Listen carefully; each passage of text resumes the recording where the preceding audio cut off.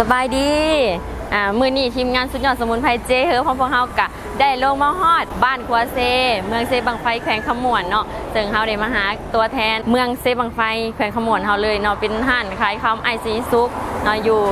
ทางใหญ่เลยอยู่ติดกับทางถนนเลขที่13ใต้เลยเนาะ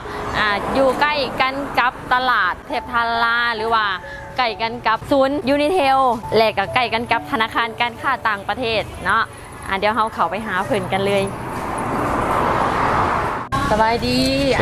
โดยสบายดีมื้อนี้นี่กับแม่นไอ้มีซุกเนาะตัวแทนจำหน่ายบ้านครัวเซเมืองเซบังไฟแขวงขมวนได้ไอ้ยอดสมุนไพรเจเฮิร์บเฮานี่จ้ะขายดีบ่ ขายดีได้พอได้ขายได้นะอยากให้ไอ้นี่แนะนำห้านค่าแนะนำตัวแทนที่แบบว่าอยู่ใกล้ขอบเขตเมืองเฮาเนาะให้มาซื้อครับท่านใครอยากซื้อ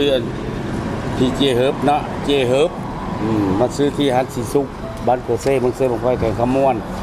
ร้านขายข้ามซีซุกแปะธนาคารการค้าต่างประเทศกับยูนิเทลสนใจมากอยู่ใกล้อยู่ไกลมาเด้อสินค้าดีที่สุด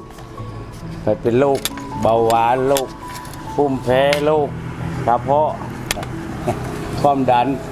ไม่เกณฑ์มาได้เด้อฮันซีซุกเมืองเซ่บางไฟแขวงขมวนทางเลขที่13ไปปั๊มน้ำมันMLสอบถามข้อมูลเพิ่มเติม020 96 27 9944สุดยอดสมุนไพรสดิดแคปซูล J Herb